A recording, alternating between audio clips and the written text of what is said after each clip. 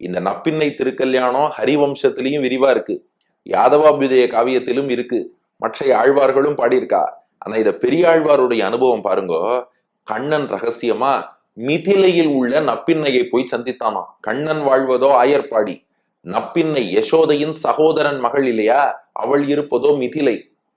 இந்த கண்ணன் ரகசியமா மிதிலையில போய் நப்பின்னையை சந்தித்து, என்ன நப்பின்னை, நீயும் எப்போ அவதாரம் பண்ணிட்ட, இன்னும் நம்ம கல்யாணம் பண்ணிக்காம இருக்கோமே, வா நம்ம சீக்கிரமா கல்யாணம் பண்ணிப்போன்னு சொன்னானா கண்ணபிரான்.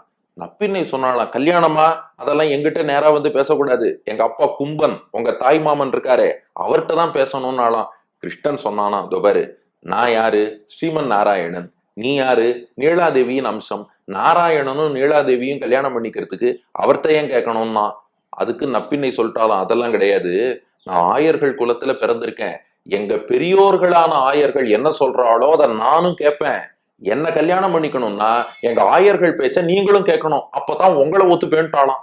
கண்ணன் பார்த்தான், இது என்னடா வம்பா போச்சேன்னு சொல்லிட்டு கண்ணன் அதுக்கப்புறம் கும்பனை போய் சந்தித்தானா, உங்க பெண்ணை கல்யாணம் பண்ணி கொடுங்கன்னானா.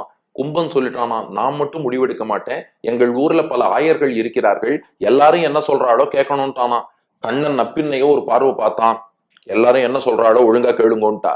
சரின்னு ஊர் எல்லாரும் கூடினா, இந்த மாதிரி ஆயர்பாடியிலேருந்து வந்திருக்கான் கண்ணன், என்னத்த இருந்தாலும் நப்பின்னைக்கு அத்தை பிள்ளைதான், ஆனா அவளை கல்யாணம் பண்ணிக்கணும்னு ஆசைப்படுறான் அப்படின்னு பஞ்சாயத்துல சொன்னாலாம். ஊர் பெரியோர்கள்லாம் பார்த்துட்டு, நம்ம கும்பன் வீட்டுல 7 காளை மாடுகள் இருக்கு, அந்த 7 காளைகளையும் அடக்கினான்னா இவனுக்கு நப்பின்னைய கல்யாணம் பண்ணி வைக்கலாம், ஏன்னா கோழைக்கெல்லாம் நாங்க பொண்ணு கொடுக்க மாட்டோம், பொதுவாவே வெளியூர் மாப்பிள்ளைன்னா பரீட்சை செய்து பார்க்காமல் பொண்ணு கொடுக்கும் வழக்கம் எங்க ஊர்ல கிடையாது, அதனால என்னதான் அத்தை பிள்ளைனாலும் நீ வெளியூர்காரன், 7 காளை மாடுகளை அடக்கு, அதுக்கப்புறம் தான் பொண்ணுன்னாலாம். அப்ப கிருஷ்ணன் பார்த்தானா, நப்பின்னைக்கு பிடித்தவனாக ஆகணும், நப்பின்னை ஆசையோடு நம்மளை மணந்து கொள்ள வேண்டும் என்றால் இந்த ஆயர்கள் சொல்வதை கேட்டுதான் ஆகணும்னு சொல்லி அந்த 7 காளை மாடு இருக்கே, உள்ளுக்குள்ள 7 அசுரர்கள் உட்கார்ந்துருக்காளாம். முன்னாடியே ஒரு பாசுரத்துல பார்த்தோம், 7 அசுரர்கள் வேற உள்ள இருக்கான், அதனால நல்விடை ரொம்ப பயங்கரமான காளை மாடுகள் அது. ஆனா அந்த 7 காளை மாடுகளும் உள்ளிருக்கும் அசுரர்களும் அவிய அழிந்து போகும்படி ஏறு தழுவி ஜல்லிக்கட்டு விளையாடி அந்த காளைகளை எல்லாம் அடக்கி அந்த துஷ்டர்களையும் அழித்து நன்மையை நிலை பெறச் செய்த நல்ல திரளுடைய. இப்ப அந்த ஆயர்கள்லாம் என்ன பண்ணிட்டாலாம், 7 காளைகளை அடக்கவும், ஆயர்களை பொறுத்த வரைக்கும் வீரத்துக்கு பெஞ்ச் மார்க் காளையை அடக்குவது, இவன் 7 காளையை அடக்கிட்டான், அதனால எங்களுக்கெல்லாம் நீதான் நாதன் தலைவன் கொண்டாடினா.